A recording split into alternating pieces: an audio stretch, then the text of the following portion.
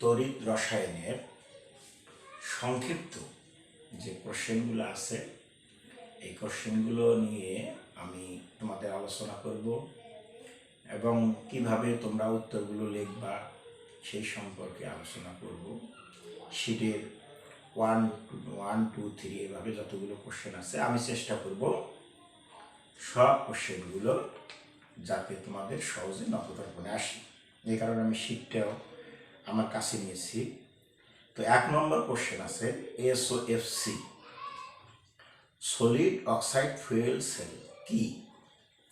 যদি বলা হতো যে সলিড অক্সাইড ফুয়েল সেল কাকে বলে, তার উত্তরটা আলাদা। 499 পৃষ্ঠায় অক্ষরপত্র বইয়ে সুন্দর উত্তরটা দেওয়া আছে।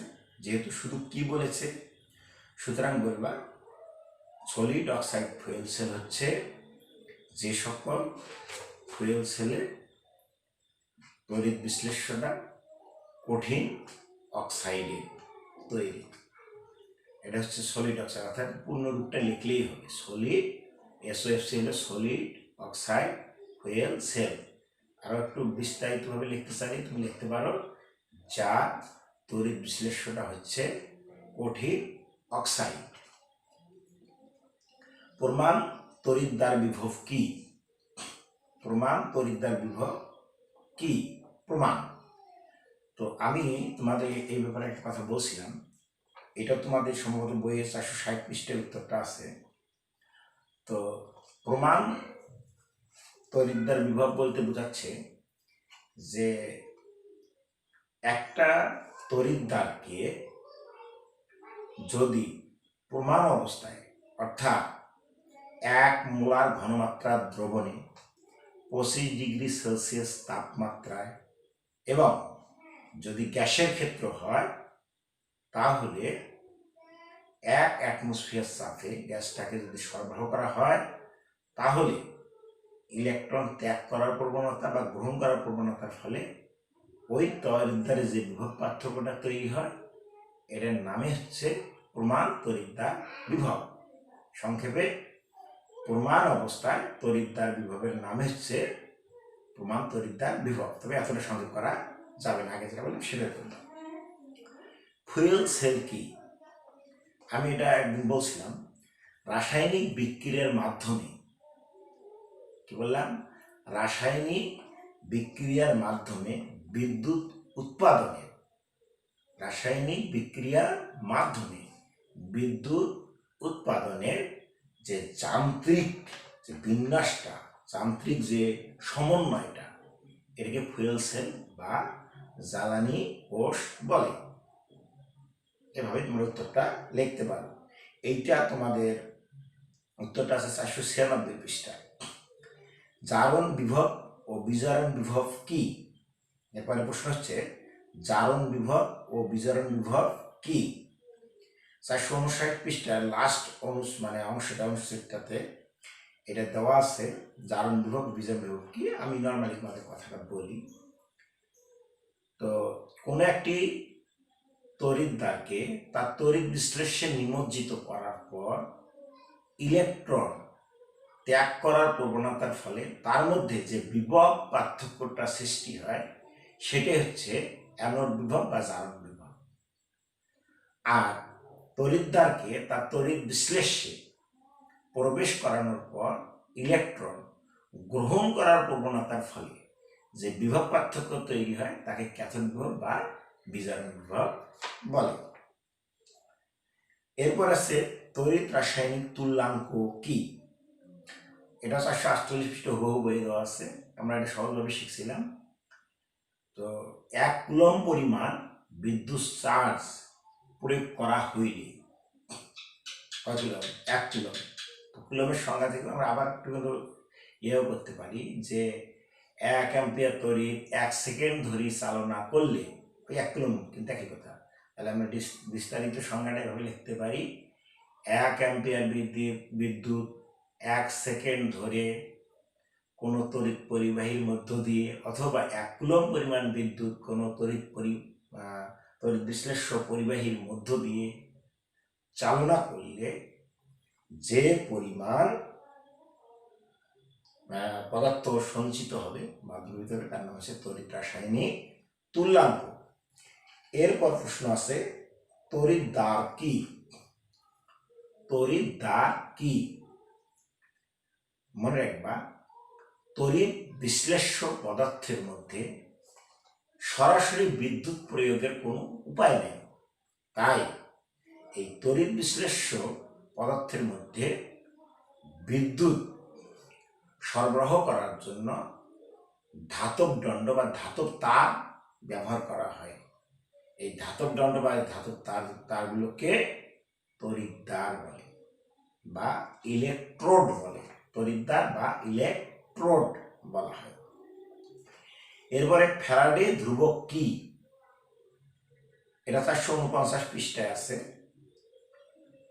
প্রতিমোল ইলেকট্রন প্রবাহ দ্বারা যে পরিমাণ বিদ্যুৎ চার্জ 1 মোল পরিমাণ, প্রতিমোল মানে 1 মোল পরিমাণ বা 6.023 গুণন 10⁻23টি ইলেকট্রন প্রবাহের জন্য যে পরিমাণ বিদ্যুৎ চার্জ উৎপন্ন হয় তাকে 1 ফ্যারাডে বলে বা ফ্যারাডে ধ্রুবক বলে। এর মান 96,500 কুলম্ব। এরপরে আমি বলবো তড়িৎ বিশ্লেষণ একটি রিডক্স বিক্রিয়া কেন? তড়িৎ বিশ্লেষণ একটি রিডক্স বিক্রিয়া কেন? তার আগে একটু কথা বলি। প্রশ্ন নাম্বার তোমার কি বলে এটা,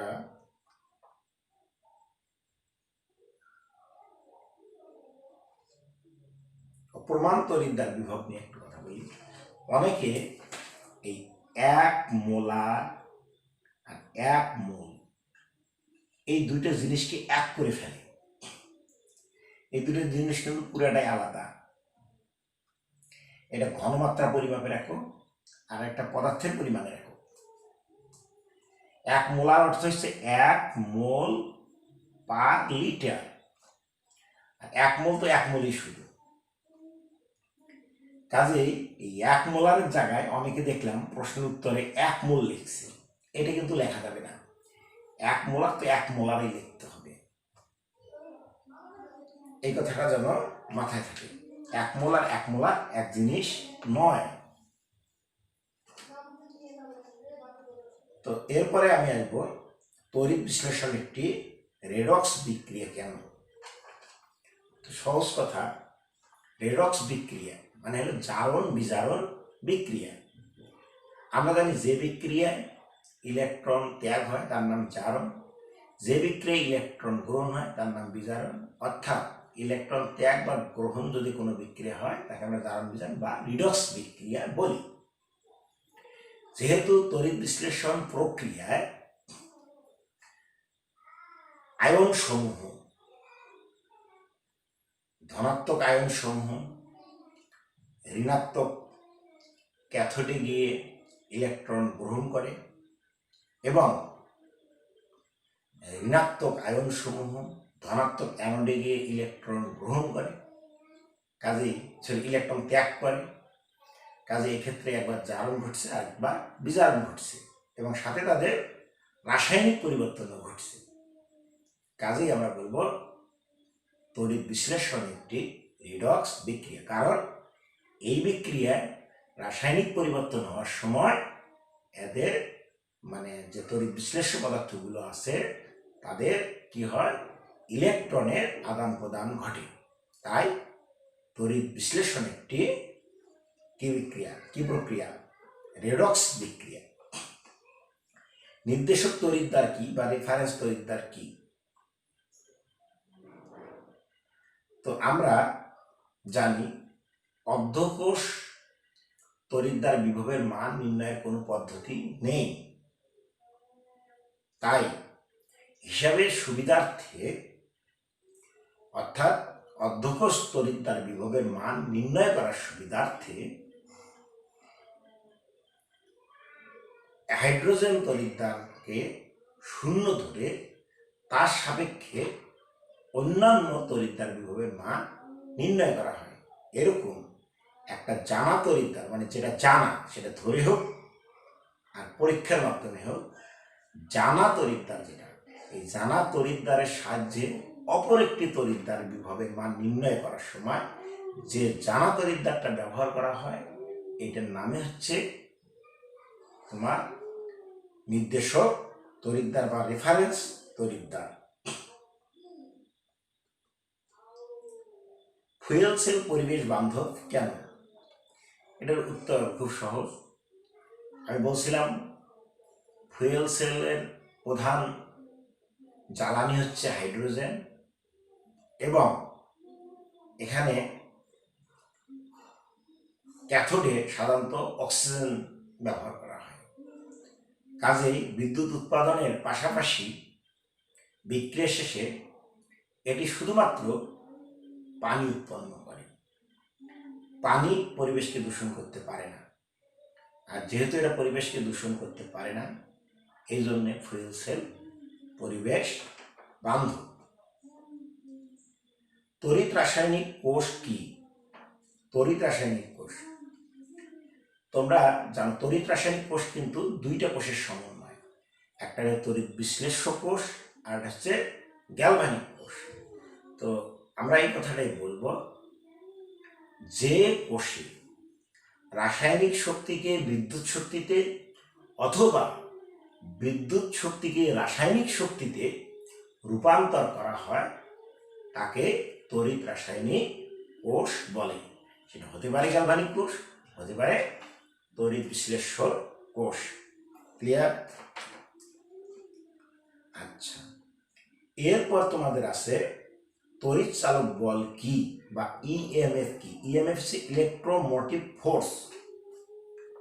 তড়িৎ চালক বল বা এটাকে কোষ বিভব বলা হয়ে থাকে। তো একটি পূর্ণাঙ্গ কোষ তৈরি করার পর যদি সেখানে স্বতঃস্ফূর্ত বিক্রিয়া ঘটে তাহলে অ্যানোডে যে জারণ বিভব থাকে বা অ্যানোডে যে জারণ বিভব পার্থক্য থাকে এবং ক্যাথোডে যে বিজারণ বিভব পার্থক্য থাকে, এর মোট যে যোগফল এটার নামে হচ্ছে তড়িৎ চালক বল বা ইলেকট্রোমোটিভ ফোর্স, সংক্ষেপে ইএমএফ। জিঙ্ক ইলেকট্রোডের প্রমাণ জারণ বিভব ইনট জেডএন তড়িৎদ্বার Zn2 প্লাস 0.76 ভোল্ট বলতে কি বোঝায়? আচ্ছা, আমি সহজভাবে বলি, জিঙ্ক তড়িৎদ্বারের এই যে ভোল্টটা, আমরা জানি তো একক তড়িৎদ্বার কোষের বিভবের মান নির্ণয় করা যায় না, তাহলে এই মানটা কোত্থেকে আসলো? তাহলে হাইড্রোজেনের সঙ্গে তুলনা করি, তাহলে অবশ্যই যেহেতু জারণ বিভব হাইড্রোজেনের 0 আর এর জারণ বিভবের মান বেশি, তাহলে এটাই এনো। তাহলে আমরা বলতেই পারি প্রমাণ হাইড্রোজেন তড়িৎদ্বার এর সঙ্গে প্রমাণ জিঙ্ক তড়িৎদ্বার অ্যানোড হিসাবে ব্যবহার করা হলে কোষ বিভবের মান কত? 0.76 ভোল্ট উৎপন্ন হয়। তাহলে আমরা বলতে পারি এভাবে, জিঙ্ক ইলেকট্রোডের প্রমাণ জারণ বিভব জিঙ্ক এত বলতে বোঝায় এটির সাথে বা এই অর্ধকোষের সাথে হাইড্রোজেন তড়িৎদ্বারকে ক্যাথোড হিসাবে যোগ করলে কোষ বিভবের মান হবে প্লাস 0.76 ভোল্ট। ক্লিয়ার? আচ্ছা, লবণ সেতু কি? কোষের লবণ সেতুর ভূমিকা ব্যাখ্যা করো। লবণ সেতু কি? তো এটা তোমাদের বইয়ে দেওয়া আছে, আমি এত সহজ একদম বইয়ে দেওয়া আছে ভূমিকা, এটাও আমি ব্যাখ্যাও দিয়েছি, আবার বইও আছে, এত বলতে চাচ্ছি না। জারণ অর্ধকোষ বলতে কি বোঝো? দুটি তড়িৎদ্বার ও দুটি তড়িৎ বিশ্লেষ্য সমন্বয়ে একটি কোষ গঠিত হয়। এ ধরনের একটি কোষে একটি তড়িৎদ্বার এবং তৎসংলগ্ন তড়িৎ বিশ্লেষ্যকে অর্ধকোষ বলে। আর এই যে অর্ধকোষে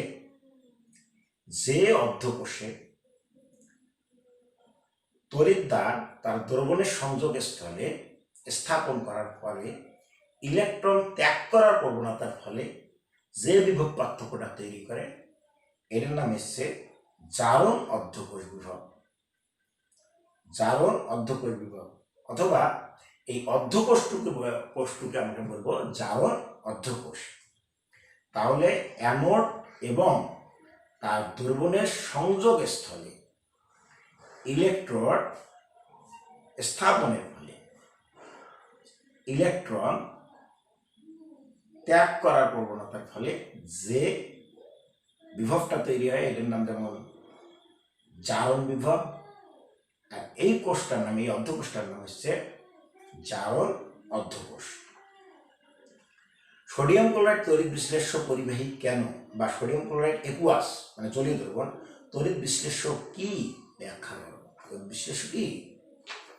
সোডিয়াম ক্লোরাইড কঠিন অবস্থায় এটি একটি আয়নিক যৌগ, কিন্তু এর আয়নগুলো এই অবস্থায় নড়াচড়া করতে পারে না। কিন্তু সোডিয়াম ক্লোরাইড দ্রবীভূত অবস্থায় একুয়াস বা জলীয় দ্রবণে আয়নিত হয়ে সোডিয়াম আয়ন এবং ক্লোরিন আয়ন উৎপন্ন করে। যেহেতু সোডিয়াম আয়ন দ্রবীভূত অবস্থায় ধনাত্মক আয়ন ঋণাত্মক আয়ন সৃষ্টি করে, কাজেই বাহ্যিক সার্কিট থেকে যদি বিদ্যুৎ প্রয়োগ করা হয় তাহলে একটি অ্যানোডে গিয়ে এবং একটি ক্যাথোডে গিয়ে রাসায়নিক পরিবর্তন ঘটাবে, সাথে বিদ্যুৎ পরিবহন করবে। কাজেই সোডিয়াম ক্লোরাইডের জলীয় দ্রবণ একটি তড়িৎ বিশ্লেষ্য পরিবাহী, তবে কঠিন অবস্থায় অবশ্যই এটা তড়িৎ বিশ্লেষ্য পরিবাহী নয়। তড়িৎ বিশ্লেষণ একটি জারণ বিজারণ বিক্রিয়া ব্যাখ্যা করো। তো তড়িৎ বিশ্লেষণ একটি জারণ বিজারণ বিক্রিয়া ব্যাখ্যা করো। তড়িৎ বিশ্লেষণ একটি রেডক্স বিক্রিয়া কেন, আর তড়িৎ বিশ্লেষণ একটি জারণ বিজারণ বিক্রিয়া একই প্রশ্ন, একই, কোনো সমস্যা নেই। তাহলে এবার বলছে 18 নম্বর প্রশ্ন, প্রমাণ হাইড্রোজেন তড়িৎদ্বার বলতে কি বোঝো?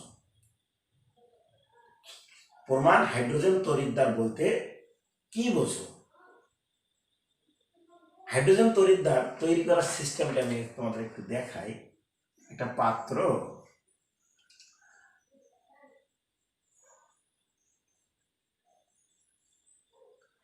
এটা হাইড্রোজেন আয়নের দ্রবণ, HCl এর দ্রবণ,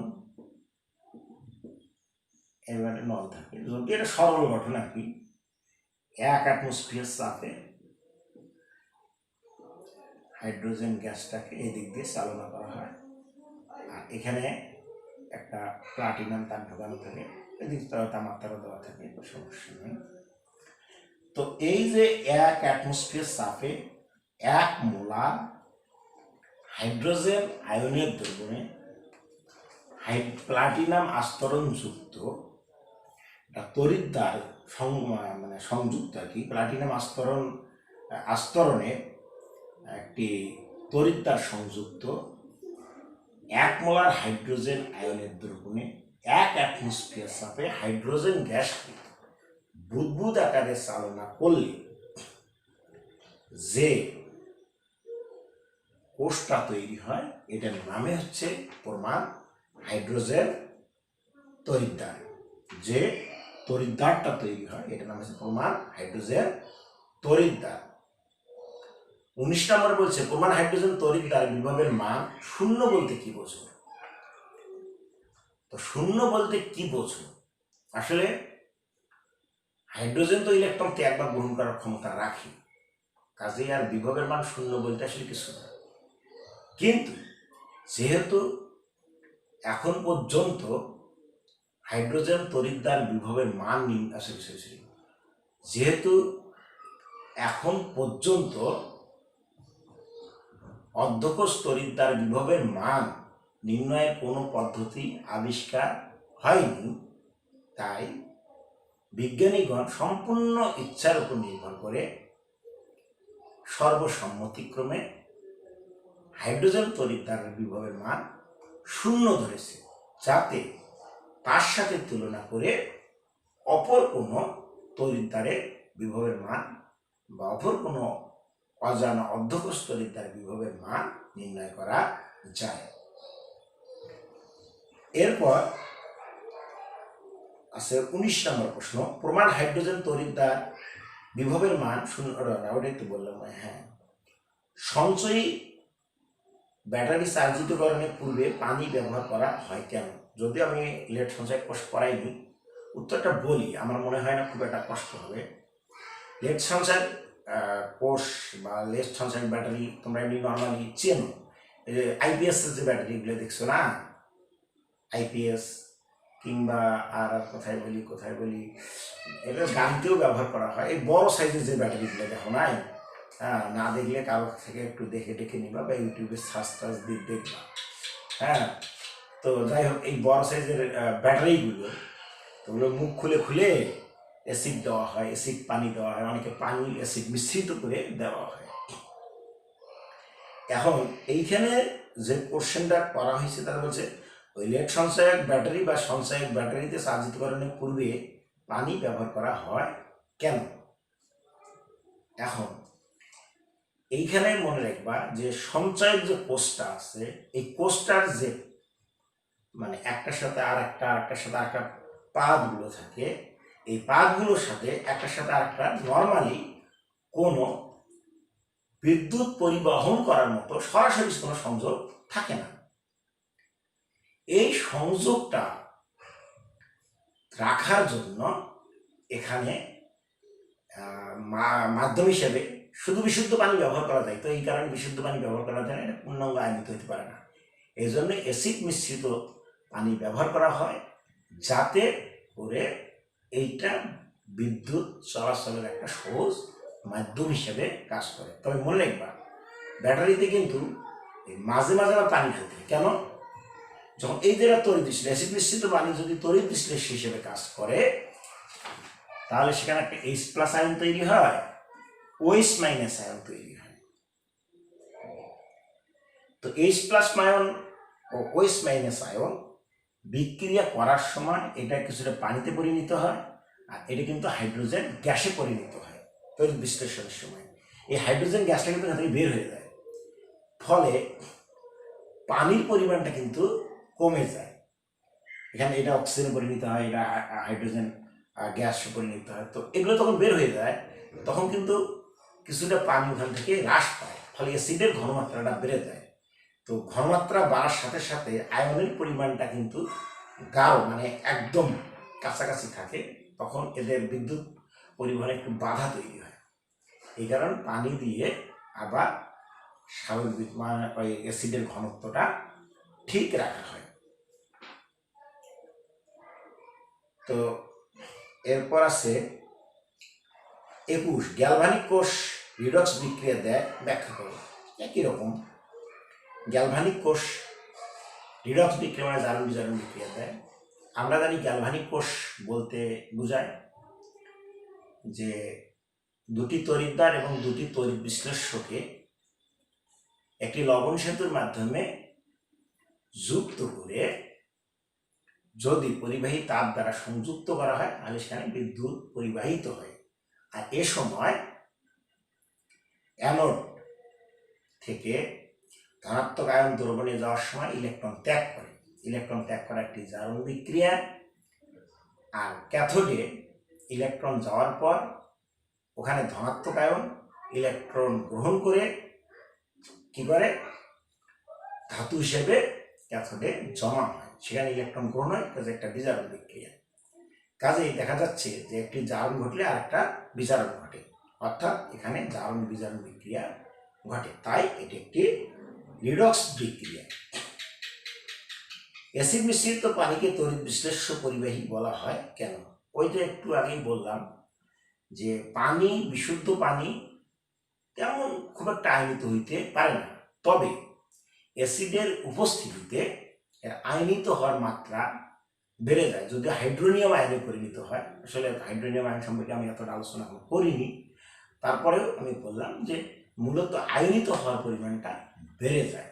এই আয়নিত হওয়ার পরিমাণ বেড়ে যাওয়ার কারণে এটা ভালো তড়িৎ বিশ্লেষ্য পরিবাহী হিসেবে কাজ করতে পারে। সিলভারের তড়িৎ রাসায়নিক তুল্যাঙ্ক এত গ্রাম পার কুলম বলতে কি বোঝো? তো তড়িৎ রাসায়নিক তুল্যাঙ্ক তো আমরা জানি, 1 কুলম্ব পরিমাণ বিদ্যুৎ চার্জ প্রয়োগ করা হলে তো অ্যানোডে যে পরিমাণ ক্ষয় হয় অথবা ক্যাথোডে যে পরিমাণ জমা হয় তাকে বলা হয় তড়িৎ রাসায়নিক তুল্যাঙ্ক। তো আমরা তাহলে বলবো সিলভারের তড়িৎ রাসায়নিক তুল্যাঙ্ক এত গ্রাম পার কুলম্ব বলতে বোঝায় তড়িৎ বিশ্লেষণের সময় 1 কুলম্ব পরিমাণ বিদ্যুৎ যদি প্রয়োগ করা হয় তাহলে অ্যানোড হইতে ওই পরিমাণ, এখানে যে পরিমাণটা দেওয়া আছে ওই পরিমাণ মানে 0.0.20318 গ্রাম, এত গ্রাম সিলভার অ্যানোড হইতে দহিত হয় অথবা ক্যাথোডে জমা হয়। আশা করি বুঝতে পারছো। ফ্যারাডের প্রথম সূত্রটা বিবৃত করো, কেন তোমরা নিজেরাই বিবৃত করিও, না বই দেখিও। লিথিয়াম আয়ন ব্যাটারি ব্যবহারের সুবিধা কি? যদিও আমি লিথিয়াম আয়ন ব্যাটারি পড়িনি, এমনিতে নর্মালি একটু ধারণা দিই। লিথিয়াম আয়ন ব্যাটারি কোনগুলো জানো? এই যে মোবাইলে যে ব্যাটারিগুলো ব্যবহার করা হয়, ল্যাপটপে যে ব্যাটারিগুলো ব্যবহার করা হয়, এই ধরনের মানে ব্যাটারিগুলো আসলে লিথিয়াম আয়ন ব্যাটারি। তো লিথিয়াম আয়ন ব্যাটারি সবচেয়ে মজার সুবিধা যেটা, সেটা হইল এইটা খুব ছোট পরিসরে অনেক ভোল্টের বিদ্যুৎ উৎপাদন করতে পারে। 2 নম্বর, এর তড়িৎ বিশ্লেষ্য পড়ে যাওয়ার কোনো সম্ভাবনা নেই। কখনো দেখছিলে মোবাইলের ব্যাটারি এরকম করে যে এসিড তোমার গায়ে পড়ে গা পড়ে গেছে? এরকম কোনোদিন কোনো ঘটনা ঘটে নাই। তো আকারে ছোট, পরিবহন সহজ, আকারে ছোট ছোট জায়গায় দখল করে এক জায়গায় ফেলে যদি দাও তো পরিবেশেরও অল্প ক্ষতি করবে। আর লিথিয়াম ব্যাটারির সবচেয়ে বড় মজাদার বিষয় হলো এটা দ্রুত চার্জ ওঠে, দ্রুত। মোবাইল চার্জ দিতে কয় বছর লাগে? বছর 3 না, মাত্র 1 ঘন্টা। দেখবা যে ভালো মোবাইল হলে 1 ঘন্টা চার্জ দেওয়া লাগে না, তাই ফুল চার্জ হয়ে যায়। কিন্তু লেটেস্ট ব্যাটারি 3 দিন ধরে চার্জ দেওয়া লাগে। যদিও তোমরা আইপিএস এর ব্যাটারি মনে করো চার্জ হয়ে যায়, তো আইপিএস এর ব্যাটারি পূর্ণাঙ্গ চার্জ শেষ করে একবার ফুল চার্জ করতে গিয়ে দেখিও কতক্ষণ লাগে চার্জ দিতে। এগুলো হচ্ছে এর সুবিধা। বিশুদ্ধ পানি, বিশুদ্ধ HCl তীব্র তড়িৎ বিশ্লেষ্য নয়, কিন্তু দুটির মিশ্রণ তীব্র। এগুলো আমি লেকচার দিয়েছি। লঘু সোডিয়াম ক্লোরাইড অপেক্ষা ভালো, এটাও লেকচার দিয়েছি। হাইড্রোজেন তড়িৎদ্বারকে মুখ্য নির্দেশক তড়িৎদ্বার বলা হয় কেন? তো আমরা মুখ্য নির্দেশক তড়িৎদ্বার তাকেই বলবো যে তড়িৎদ্বারের বিভবের মান সরাসরি জানা থাকে, সেটাকে মুখ্য নির্দেশক তড়িৎদ্বার। আর একমাত্র হাইড্রোজেন তড়িৎদ্বার বিভবের মানে আমাদের সরাসরি জানা, তাই এটা মুখ্য নির্দেশক তড়িৎদ্বার। সিলভার নাইট্রেট দ্রবণে একটি তামার তার নিমজ্জিত করলে দ্রবণের বর্ণ নীল হয়ে যায় কেন? এটার আমি ব্যাখ্যা তোমাদের করাই দিছি। সমুদ্রগামী জাহাজে ইস্পাত নির্মিত কাঠামোর সঙ্গে ম্যাগনেসিয়ামের গোলক যুক্ত করার কারণ কি, এটাও করাই দিচ্ছি। ওই যে আমি বলছিলাম বলির অ্যানোড, হ্যাঁ, আয়রন কপার সালফেট থেকে কপারকে প্রতিস্থাপন করতে পারে, কিন্তু সিলভার পারে না কেন? এটাও আমি তোমাদের করাই দিয়েছি। গ্যালভানিক কোষ কয় প্রকোষ্ঠ বিশিষ্ট কোষ? ব্যাখ্যা করো। গ্যালভানিক কোষে দুটি তড়িৎ বিশ্লেষ্য, দুটি তড়িৎদ্বার থাকে এবং দুইটা পাত্রতে দুইটা তড়িৎ বিশ্লেষ্য থাকে। হ্যাঁ, এই কারণে যেহেতু দুইটা পাত্র এখানে ব্যবহার করা হয় এবং লবণ সেতু দ্বারা যুক্ত করা হয়, এই দুইটা পাত্র মানে দুইটা প্রকোষ্ঠ, এই জন্য এটা 2 প্রকোষ্ঠ বিশিষ্ট কোষ। ড্যানিয়েল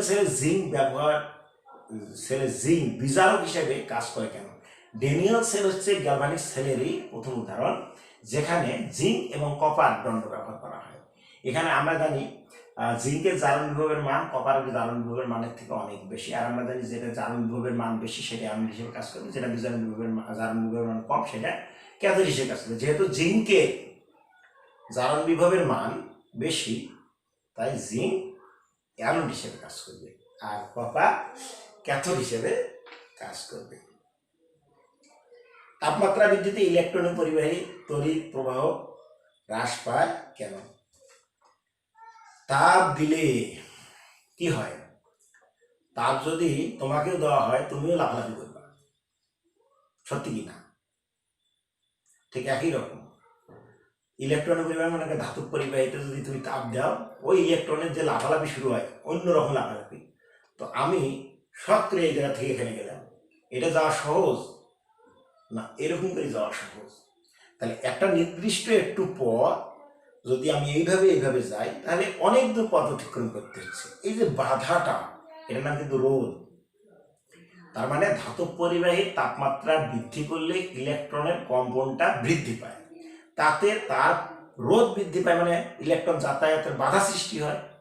এই রোধ বৃদ্ধি পাওয়ার কারণে বিদ্যুৎ পরিবাহিতা কমে যায়। কিন্তু তড়িৎ বিশ্লেষ্য পরিবাহীর ক্ষেত্রে কিন্তু উল্টে। তড়িৎ বিশ্লেষ্য পরিবাহীর তাপ বাড়াইলে আয়নগুলো জোরে ছোটাছুটি করে, সেই জন্য জোরে জোরে বিদ্যুৎ যাতায়াত করে, ওই জন্য বিদ্যুৎ পরিবাহিতা বাড়ে। ওটা আবার এখানে লেখার দরকার নেই। করসান একটি রাসায়নিক প্রক্রিয়া ব্যাখ্যা করো। করসান মানে হচ্ছে রাসায়নিক বিক্রিয়ার ফলে ধাতুর ক্ষয়। করসান তো লোহার উপর মরিচা পড়া তো দেখছি, এটা কি রাসায়নিক বিক্রিয়া না? ফেরিক অক্সাইড উৎপন্ন হয়, ফেরিক অক্সাইড কিন্তু 3 অণু পানি উৎপন্ন হয়, তারপরে লোহাটা ক্ষয় হয়ে যায়, নষ্ট হয়ে যায়, সেজন্য করসান। তো করসান হলো কোনো ধাতুর সঙ্গে পরিবেশে উপস্থিত বস্তু সময়ের রাসায়নিক বিক্রিয়ার ফলে ধাতুর যে ক্ষয় হয় তাকে বলা হয় করসান। তাহলে করসান হলো কোনো ধাতুর সঙ্গে পরিবেশে উপস্থিত বস্তু সময়ে রাসায়নিক বিক্রিয়ার ফলে যে ক্ষয় হয় সেটা হলো করসান। লোহার উপর যখন মরিচা পড়ে, এই মরিচা পড়ার সময় ফেরিক অক্সাইডের 3 অণু পানি উৎপন্ন হয়, এটা একটি রাসায়নিক প্রক্রিয়া। এই রাসায়নিক প্রক্রিয়ার মাধ্যমে ধাতুটা বা লোহাটা ক্ষয় হয়ে যায়। এরকম অনেক ধাতু বিভিন্ন অক্সাইড বা বিভিন্ন কিছু তৈরির মাধ্যমে ক্ষয় হয়ে যায়, এই জন্য করসান একটি রাসায়নিক প্রক্রিয়া। লেড স্টোরেজ ব্যাটারি অপেক্ষা লিথিয়াম আয়ন ব্যাটারি বেশি সুবিধাজনক। আমি এইটুকু এখন বললাম, লেড স্টোরেজ ব্যাটারি অনেক বড়, ওই যে বললাম ইয়ার ব্যাটারি কিনা বলে আইপিএস এর ব্যাটারি তুলতে পারবা একা দাঁত ভাঙে যাবে, এত বড় ব্যাটারি। আবার আইপিএস এর ব্যাটারি যদি হুট করে উল্টে যায় তাহলে সালফিউরিক অ্যাসিড করে কি হবে, পুড়ে যাবে। তারপরে অ্যাসিড পরে বিপদ ঘটাইতে পারে, পরিবেশ দূষণ করবে বেশি। অনেক বড় ব্যাটারি ফেলে দেওয়া, অনেক দূষণ, চার্জ হয় ধীরে ধীরে, এগুলো হলে আর অসুবিধা। আর লিথিয়াম ব্যাটারি অর্থের সুবিধা কেন? ছোট, দ্রুত চার্জ হয়, অ্যাসিড পড়ে যাওয়ার কোনো সম্ভাবনা নাই, এবং কি হয় এটা আকারে ছোট তো বললাম, এবং চার্জ হইতে খুবই কম সময় লাগে। এই মোটামুটি তোমাদের কোশ্চেনের অ্যান্সার। তো তোমাদের এরপরেও যদি কোনো কিছু জানার থাকে বা কোনো কিছু প্রশ্ন থাকে তাহলে তোমরা আমাকে বলতে পারো, আমি যথাযথ চেষ্টা করব তোমাদের উত্তর দেওয়ার জন্য। আর তোমাদের আরেকটা কথা বলি, দেখো আমি কষ্ট করি তোমাদের জন্য ভিডিও তৈরি করি, মনে করো এইটা আমারও একটা ছোটোখাটো ব্যবসা। আমি অনেক কষ্ট করে জিনিসগুলোকে তৈরি করি, তোমাদের জন্য পরিশ্রম করি, রাত জাগি লেখালেখি করি, এখানে দাঁড়ায় ভিডিও লেকচার দিচ্ছি, একটা ফ্যান চালাইতে পারছি না, কারণ ফ্যান চালাইলে শব্দ হবে। তাহলে দেখো আমি এই পরিশ্রম করতেছি কিছু শুধু টাকার জন্য, তাই বলে আমি এমনও অমানবিক নই যা আমাকে একদম টাকা যে সবার কাছ থেকে নিতে হবে তা না। যেহেতু আমাদের একটা সংকটকালীন মুহূর্ত চলতেছে, কিন্তু সবার তো এই অবস্থা না। আমি এখন সেদিন ঈদ মার্কেটে ওই দিক দিয়ে গেছিলাম, যে ঈদ মার্কেটে ঢোকা যাচ্ছিল না, তার মানে মানুষের টাকা কিন্তু অভাব নাই। তো কিছু মানুষ তো আছেই, এরকম যারা আছে তারা আমার সঙ্গে সরাসরি যোগাযোগ করবে, এই নিয়ে কোনো সমস্যা হবে না। আর দেখো আমার এই জিনিসটা একটা সম্বল, এই সম্বলকে তোমরা যদি বিকৃত করো, অন্য কাউকে দিয়ে দাও, এই যে আমানতের খেয়ানত, এটা কিন্তু একটা বড় ধরনের পাপ। আশা করি এই পাপটা তোমরা করবে না। তোমরা যদি বলো আমি তোমাদের জন্য একটা সুবিধা করে দিতে পারি, আমি এই ভিডিও লেকচারই দেব, তবে গ্রুপগুলো ভাগ ভাগ করব, কিন্তু প্রতি সপ্তাহে একদিন তোমাদের প্রত্যেক গ্রুপে ভার্চুয়ালি, যেহেতু ভার্চুয়ালি ক্লাস আসলে অনেক ব্যয়বহুল, তোমরা ভালো কথা বলছো যে অনেক ব্যয়বহুল হবে স্যার, অনেকের সম্ভব হবে না, আবার একদম একদম যে সেই প্রান্তিক যে অঞ্চলে যারা আছে ওরাও আমার স্টুডেন্ট, ওদেরকেও আমি বঞ্চিত করতে পারি না। এইসব অনেক কিছু ভাবলাম, তোমরা অনেক ভালো ভালো কথা বলছো, এর প্রেক্ষিতে আমরা ভাবলাম যে ভার্চুয়াল ক্লাসের চেয়ে আমি এইভাবে ক্লাস দিয়ে প্রতি সপ্তাহে একটা শুধু ওই যে লেকচারগুলো দিলাম এর উপর একটা ভার্চুয়াল ক্লাস আমি নেব, তাহলে তোমরা পড়াশোনা ঠিকঠাক মতো করবে। আমার একটা বিশ্বাস, আমি ওখান থেকে ভার্চুয়ালি বিভিন্ন জনকে কোশ্চেন করতে পারবো। তারপরে তোমাদের যদি কোনো ভালো উপদেশ বা ভালো মন্দ, আমি সব বুঝি এমনটা তো না। আধুনিক যুগের বাচ্চা কাচ্চা তোমরা তোমরা তো আমাদের চেয়ে অনেক বেশি। আমি এই ভার্চুয়াল ক্লাস নেওয়ার জন্য প্রায় 20,000 টাকা খরচ করার জন্য আমি প্রস্তুতি নিছি, অর্থাৎ 3টা ওয়েব ক্যাম, ওয়াইফাই সিস্টেম, হ্যাঁ, সব কিছু একটা আমাকে একটা রুম আলাদাভাবে সাজাইছিলাম। মানে আমি নেইনি এখনো লাইনগুলো, আমার ওয়েব ক্যামগুলো আমি মানে বলছি বলি যে 15 তারিখের মধ্যে আমি শুরু করবো। তো যাই হোক, তো যেহেতু তোমরা এত ব্যয় এখন এই মুহূর্তে করা সম্ভব না, সেক্ষেত্রে আমি তোমাদের কাছ থেকে যদি এইভাবে তুমি লেকচার নাও, আমি যদি ইউটিউবেই দেই, তোমাদের কাছে রিকোয়েস্ট থাকবে একটা, তোমরা পাইরেসি করবে না, ভিডিও পাইরেসি করবে না, এটা তোমাদের জন্য তৈরি করা। তোমরা টাকা ব্যয় করে অন্যদেরকে কেন দিবা? এটা আমার জন্য মানে একটু ভবিষ্যৎ, আমার আমার ভবিষ্যৎটা তোমরা একটু দেখবা। আমার স্টুডেন্ট, আমি তোমাদের কাছ থেকে কথা দিলাম যে মানে এই মাসে শুধু আমি 500 টাকা করে বেতন দেবো, যাদের সমস্যা তাদের তো আছেই। আমি পরের মাস থেকে 400 না 300 করে বেতন দেবো এবং নিয়মিত লেকচার দেব। কিন্তু আমার রিকোয়েস্ট একটা, যে আমার ভিডিও অন্য কাউকে দেখাবা না, তোমরা নিজেরাই দেখবা, ডাউনলোড করো, বারবার দেখো, কি সমস্যা আমাকে ফোন দাও, তারপরে সপ্তাহে একটা করে ভার্চুয়াল ক্লাস নেব। আমি কিভাবে নেব সেটা তোমাদের জানাই দিব। হ্যাঁ, তোমাদের কাছে এটা আমার একটা বড় রিকোয়েস্ট। আর কালকে পরীক্ষা অবশ্যই অবশ্যই চেষ্টা করবা যেন অন্তত 90% স্টুডেন্ট আমার পরীক্ষা দেয়, তাহলে আমি খুশি হব, আমার ভালো লাগে। এর আগে পরীক্ষা দিচ্ছে পার্সেন্টেজটা এত কম, আর যদি পরীক্ষার পার্সেন্টেজ কালকেও কম হয়ে যায় তাহলে আমাকে এখন কি বাধ্য হয় বড় রকমের সিদ্ধান্তই নিতে হবে, তাতে কে ক্ষতিগ্রস্ত হলে এটা আর আমি দেখবো না। ওকে, ভালো থেকো। আর কোনো সুপরামর্শ থাকলে অবশ্যই আমাকে জানাবো।